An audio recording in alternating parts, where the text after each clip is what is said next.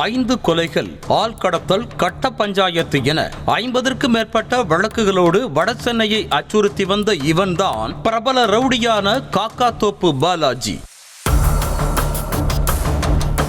1990களில் புறா வளர்ப்பில் ஈடுபட்டு வந்த சென்னை பிராட்வே காக்காத்தோப்பு பகுதியைச் சேர்ந்த காக்காத்தோப்பு பாலாஜி தொடக்கத்தில் சிறு சிறு அடிதடி வழக்குகளில் சிக்கினார். தன்னை கண்டாலே மக்கள் நடுங்க வேண்டும் என்ற ஆசையில் குற்ற செயல்களில் ஈடுபட்டு வந்த அவன் அந்த காலகட்டத்தில் வடசென்னை பகுதியில் ரவுடி சாம்ராஜ்யம் நடத்தி வந்த யுவராஜ் மற்றும் இன்பராஜ் டீமோடு நட்பு கொண்டு பல்வேறு குற்ற செயல்களில் ஈடுபட்டிருக்கிறார். அப்போது மூலக்கொத்தளம் பகுதியைச் சேர்ந்த ரவுடி ஒருவரின் அண்ணனான புஷ்பாவை கொன்றதுதான் பாலாஜியின் முதல் சம்பவம்.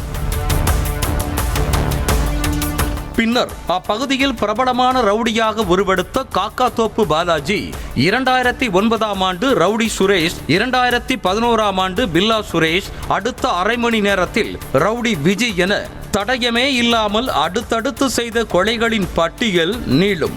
இதனையடுத்து செம்மர கடத்தல் பிசினஸிலும் கால் வைத்த காக்காத்தோப்பு பாலாஜிக்கும் தற்போது ஆம்ஸ்டாங் கொலை வழக்கில் முக்கிய குற்றவாளியான யாசர்பாடி நாகேந்திரன், சம்போ செந்தில் ஆகியோரிடையே யார் பெரியவன் என்ற போட்டி இருந்ததாக சொல்லப்படுகிறது.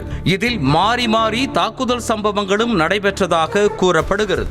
2021ஆம் ஆண்டு ஆர்கே நகர் போலீசாரால் காக்காத்தோப்பு பாலாஜி கைது செய்யப்பட்டு சிறையில் அடைக்கப்பட்டான். ஜாமீனில் வெளியே வந்த அவன் போலீசாருக்கு தண்ணி காட்டிவிட்டு தலைமறைவாக இருக்க அவனை வலை வீசி தேடி வந்தனர். போலீஸ் கெடுபிடி காரணமாக கடந்த சில வருடங்களாக குற்ற செயல்களில் ஈடுபடாமல் தவிர்த்து வந்த பாலாஜி ஸ்கெட்ச் போட்டு கொடுக்கும் வேலையை மட்டும் செய்து வந்ததாக சொல்லப்படுகிறது.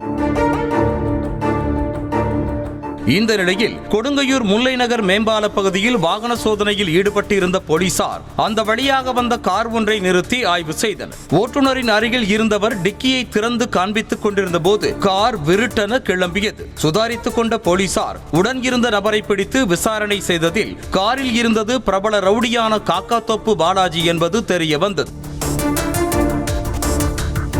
போலீசார் காரை விரட்டி சென்றபோது வியாசர்பாடி ஜீவா ரயில் நிலையம் அருகே உள்ள BSNL குடியிருப்புக்குள் நுழைந்த காக்காத்தோப்பு பாலாஜி காரை விட்டுவிட்டு இறங்கி ஓடி புதருக்குள் மறைந்ததாக கூறப்படுகிறது. அப்போது போலீசார் முன்னோக்கி வருவதை கண்ட பாலாஜி தன்னிடமிருந்த கள்ள துப்பாக்கியால் சுட்டதில் போலீஸ் வாகனத்தின் பானட் மற்றும் கண்ணாடியில் குண்டு பாய்ந்தது. உடனடியாக கொடுங்கையூர் காவல் ஆய்வாளர் சரவணன் தற்காப்பிற்காக காக்காத்தோப்பு பாலாஜியை நோக்கி சுட்டதில் அவனது மார்பில் குண்டு பாய்ந்தது. இதில் படுகாயம் காக்காத்தோப்பு பாலாஜி மருத்துவமனைக்கு கொண்டு செல்லும் வழியிலேயே உயிரிழந்ததாக போலீஸ் தரப்பில் தெரிவிக்கப்பட்டிருக்கிறது.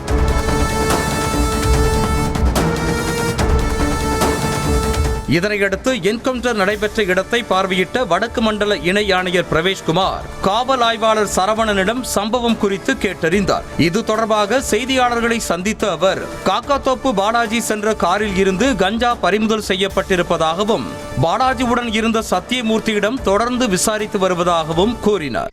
வண்டி நிறுத்தும் போது வேகமா இன்ஸ்பெக்டர் ஓபன் பண்ணி வெளியே வந்துட்டான்.